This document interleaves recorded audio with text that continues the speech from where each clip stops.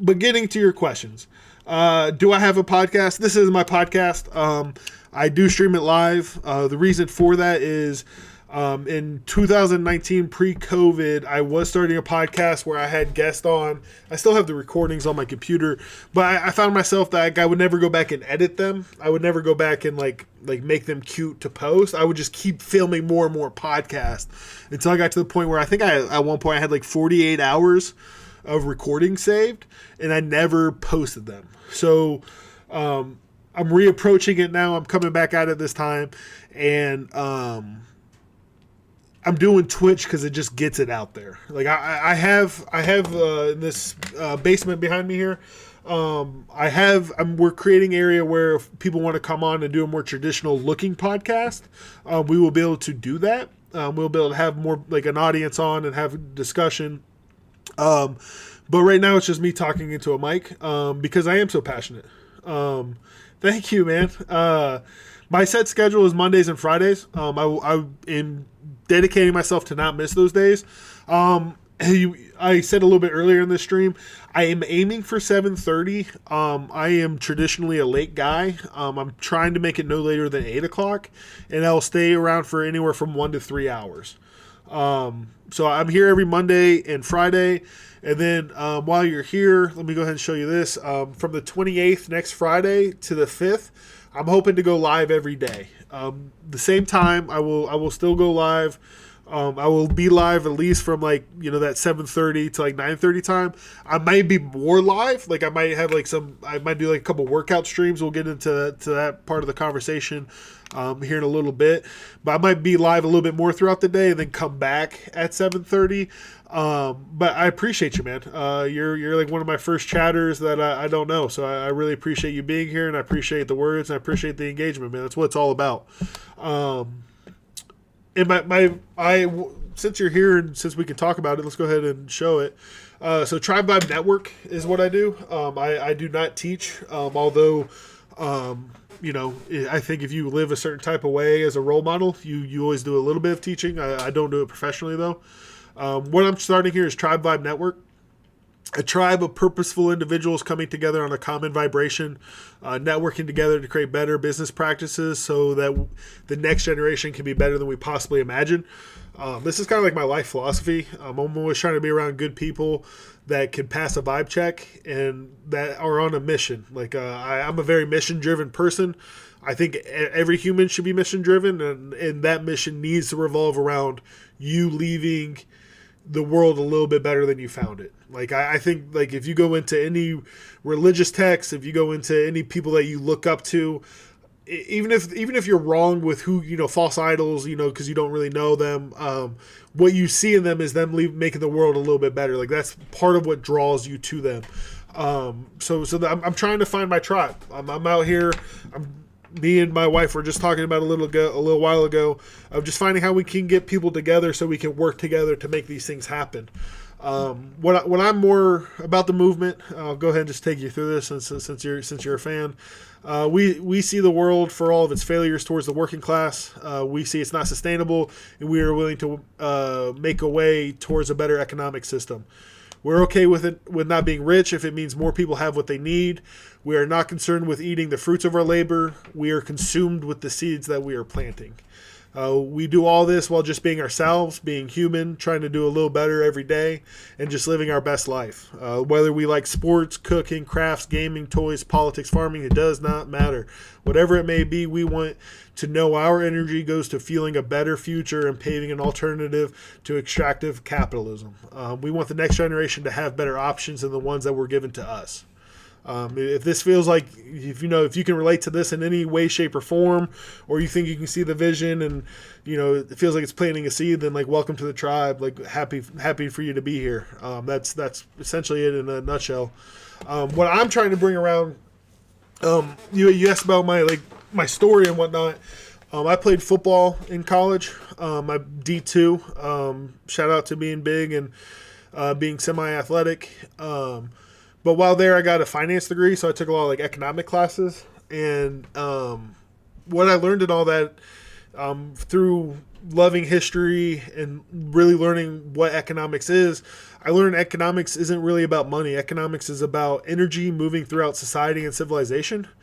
And I think we're on the cusp of a new form of economy being possible, which I think is very exciting, a very fun time to be alive, but it also means that there's a lot of work that needs to be done.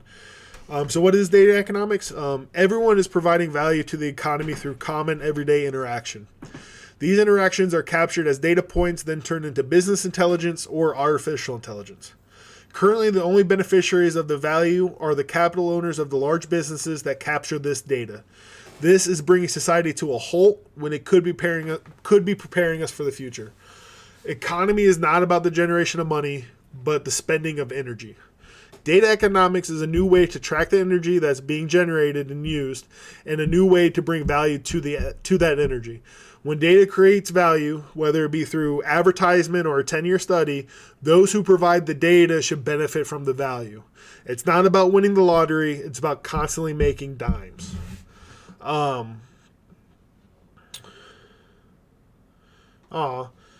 I really hope your channel takes off. This is so important and it needs to be discussed. I took a Justice for Culture and Climate Change class last semester, and it was amazing and eye-opening. I put your notifications on because I'm so interested in hearing others about everything like this. Dude, that's why we're here. That's what it's all about. And data economics for me came to light because I was thinking of like, in 2019 is when seeds were really forming and things were starting to blossom because, we have all these big issues in life right now, like our oceans are full of plastic, climate change is coming for us. People just aren't treating the streets right. There's so many things that need to be better, but who's paying to pick up plastic on a beach, right? You can't there's no money to put into that unless it's out of philanthropy or philanthropy or just essentially donations and charity, and which is cool, which is great. You can't take away from that, but it's not sustainable. It's not something that we can always work towards. But what if and it's always it's always on the individual's preferences, for what data is being tracked and sold. It's always going to be in your hands. So sometimes when I talk an analogy and I talk a metaphor, you have to keep that in mind. It's whatever you're comfortable with and whatever you're willing to share with the market. But if a group of us showed up to a area of Ohio that has trash just throughout the highway and parks, and we were all allowing our data to be tracked and stored, our health data, our geographical data, us communicating with each other, maybe our differences and peaks and valleys of our heart rate. Maybe we have a smart watch that can track the temperature, humidity, whatever data. Get creative with what data can be tracked. But as we pick up the trash, we pick up bags, and say we end up with 5 or 10 big giant bags of trash over a 3-hour workday, not just the data that we put in, but then what type of trash did we pick up? Did we recycle the trash? How much better did it look? Are people willing to take surveys of a before and after picture? Did we make content out of it? Did we record ourselves doing it? All these layers of data can make it so it's profitable to do charity. And that's where it's all at. 'Cause we need a solution to how do we make it sustainable. I was at the store today, and all I could think of was the fact we have many generations of clothes in the world, and yet people still keep buying new stuff. The amount of waste and sadness is the amount of waste and sadness is in the world. Exactly. That goes back to capitalism, because capitalism has to keep producing more. You have to keep paying Old Navy, Target, Walmart for jeans every however long they go out or whenever they're out of style, and they've manipulated us into the fact that we feel like we're doing something when we do buy. There's a whole shopaholic thing. They've gotten to this point where the dopamine of buying something new is something that we chase, and it's something that's encouraged. So it's just we have to find ways to break away from that. And I'm not saying we have to dump capitalism, but we have to subsidize it. We have to make the working class able to benefit and live a life for be able to put their energy towards making the world better. We have to find a way of doing that. Do the merch for Wicked Alone. Exactly. Like so much stuff for that marketing, right? And they're just pumping it because they're just trying to sell you something, or they're trying to catch a trend. They're not like I just talked about the mission. What's the mission of that merch? To make people buy more things? Like, who is that helping? What is that doing? And some people are say making jobs, but jobs are the expenditure of energy for people. So those jobs should be like one of the most sacred things. Like, I'm not saying we have to like become like, like monks or nothing, but like when we are asking people to give a 40 hours of work towards something every week, that work has to be worth it. Like, that work has to like go towards making society better for the next generation, or we're failing our overarching mission.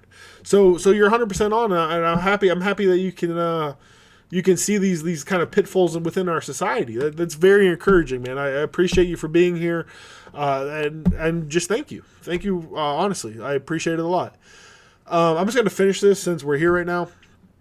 So like the vibe check, like I appreciate you saying like you like my vibe, because that's like a big way I like to like see things. But I'm never not going to work with somebody as long as they pass a vibe check. To me, a vibe check is having good character, more concerned with getting better than being perfect. You are friendly and earnest and truly wanting the world to be a better place for the many and not the few. Morals. Do you put morals over money? Do you want good character over clout? Are you more worried about the effort over the excuses, progress over perfection, and community over competition? So like those are the things that that's what I'm saying earlier, like we might not agree on everything, but if this is earnestly what you're trying to do is this right here, then there's room for growth. Nobody's perfect and no one's going to have all the answers. But if you're trying to do this in your corner of the world, welcome to the tribe. We can work together in so many different ways. And then you were asking about the streaming schedule. Mondays and Fridays right here. I am always late. I'm trying to get my streams cut up into YouTube for like more of a podcast watch. So you can like watch it without the live interruption or without like the live factors in there, and you can kind of just binge watch at your pleasure instead of catching me at a certain time. I'm not there yet. Probably need to get an AI system to cut these streams up, to be honest. So much work needs to be done, and there's only so many of us over here. And then the vision overall. This is pretty big, because this is where I want people to find ways they can fit in where they get in. TribeVibeNetwork is building a digital studio with two main functions. Content. This is where we're at right here. In-house production, content partnerships with individuals, local businesses, giving good people the ability to have a digital brand and share their story, which is great. This is going to be how we expand and get our word out there. Because one thing I never want to do is sell equity within the brand. When we get to the business and we get into like starting up a capital, I don't want to ever have to have a board that I have to report to. I want to have to report to the people using and like the people who are tracking their data, selling their data, and benefiting from it. I want to keep the main thing, and that's the main thing. So I don't want anyone to ever have ownership where they say, I need to make investment back off this. I need to make loan off this. No, we need to be grassroots funded, and we need to be here for the people. And that's why we got to start with content instead of finding like an angel funder. We don't need Peter Thiel coming in here with his money trying to change how we want things. We need to do it for ourselves. And the second thing is the software, the building tools for data sovereignty, starting with websites for small businesses, but because that's just where I'm at right now with my understanding of things. But grow towards a platform where individuals own and profit from their own data. That's the goal right there. Will you be making posts on Instagram? That's another great way to spread your word. Absolutely. It's definitely something that's like on the board. We definitely Instagram. Getting even like some Twitter beefs, getting out there and getting that road going. Is something I definitely want to get into. The way the content pipeline is I'm trying to structure it. Well, it is being structured. We're just trying to flush out the actual process for it. So we get these long streams, right? We're already pushing an hour right now. We're at 54 minutes. So within that 54 minutes, I have. Let me just show you the content layout here. So like for today, we have like the welcoming prayer, introduction, which includes the agenda, and then the philosophy talk, which we're at right now. I want to cut each one of those sections up, including the debrief and like the fun stuff we do. Cut each one of those up so you have one stream that would then turn into 1, 2, 3, maybe 4 videos on YouTube, so you get 4 YouTube videos out of every stream. But even like this right now, like I've kind of already split my philosophy in 2 directions. There's probably YouTube video hiding within this stream of me talking about Tribe Vibe Network, and there's another one that's talking about the philosophy of like the Great Depression and everything that I was talking about before you got here. And then of all those, all the highlights would turn into shorts for both YouTube and, in theory, Instagram. We're working on it. So the video editing. I was thinking about. I made some music videos. In 2020, I met Rocky Massa, who makes some really good music. If you like rap, he's a local Cincinnati artist. And in 2020, I got into video editing pretty heavy. I was doing some video editing before I met him, but it definitely hit a fever pitch when me and him were working together. I was thinking about, because I'm thinking about, again, these 8 days, right, of doing stuff. So I'm thinking about coding an app where it's a dinner date app where it gives you like an idea and recipe and ingredients for a dinner date for you and someone new. But then I'm also thinking about editing some videos live on screen just so that you guys can learn how to make videos, because at the end of the day, I can't do this by myself. So if we all have the same format of what we're looking for in a video and we all start posting them on YouTube with the same branding, and it doesn't have to be like Tribe Vibe Network. Like, I'm not trying to profit off of it, but as long as we push it in a certain direction, everybody will help to make the tribe a little bit bigger. Oh, that's awesome. For portfolio work? Yeah, that's actually really cool. I'm always down to share some ideas, tidbits, pitfalls. I can't say I was the most professional. I was kind of doing it on the fly. I didn't go to school for it, but that's really dope. And honestly, that come on down to the tribe. I definitely need a film editor, and I would love to help you make some videos and get into some cool work, especially if this is your vibe, man. If this is like the type of people you want to work with. I got people here that do music. I got people who make beats and stuff. So I know of them. We're trying to bring them under one house right now, but that's awesome, man. Keep going. I hope it's going well for you. I hope you make great work, and I hope you find the right people to make music videos with. When I met Rocky in 2020, it was probably like April of 2020. You might like this story. He had already dropped like 3 albums in that year. And they were all pretty good work. I mean, it was his first albums and stuff, and he got better with each drop. But I had listened to all 3 of those on repeat over and over and over again. And I found 7 songs that I felt like made a story arc of who he was. And we made like a 30-minute music film, like short film, where each music video bled into the next. So it told one cohesive story over 7 songs, and each video had its own vibe. But we were trying to make like one story arc over the whole thing. It went pretty well for us. For me, like, I bought a camera off the stimulus check, took like my DaVinci Resolve and put some stuff to work, and it came out really well. Like, I'm proud of that project, and yeah. So would love to talk about that some more whenever. But to get back on subject to a degree, did I finish talking about this? Because we're here now. This is a little bit about me right here. When I get this up, you're more than welcome to read it. But I'm a soon-to-be father here in Ohio, and I've always been told I have great potential, and this is you are watching me try to actualize that potential.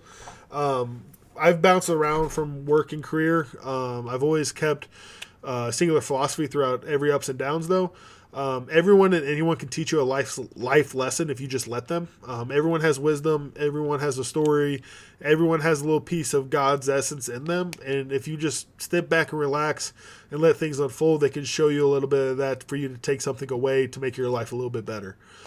This whole journey is a documentation of both professional and personal transformation. You're watching me build in real time the business, the body, the mission, all of it all at once. I want to build trust within my community. I want them to feel ownership over what I am building. And more importantly, I want both parties to trust each other. A little hope that there are people trying to build a better way. And, join the tribe. Come connect. These aren't up yet. This isn't the right email. This isn't the right Twitter. I will update this. And this isn't even live yet. This is a locally hosted thing. This is some code that me and Claude made, mostly Claude. I'm not going to lie. Nowadays, AI going crazy on the software. But I'm hoping to have that posted at some point, like live, so you can go check it out and interact with it. But I appreciate you being here, man. Crass, man, I can tell you're such a cool, wholesome person. Appreciate that, man. You'll be a great father. You'll have a good role in teaching your youngsters. I appreciate that. I appreciate that a lot, man. You mean a lot to me, man. Day 4, you've been one of my first chatters that really interacted with me. So I appreciate you a lot, man. You are the reason we're here. So thanks for being here, and I hope you keep coming back, man. I hope I can keep dropping some seeds off for you, and I hope we can bounce off each other. We can learn off of each other, man. That's an awesome thing, and I'm happy you're here, man. You seem to have a great vibe as well.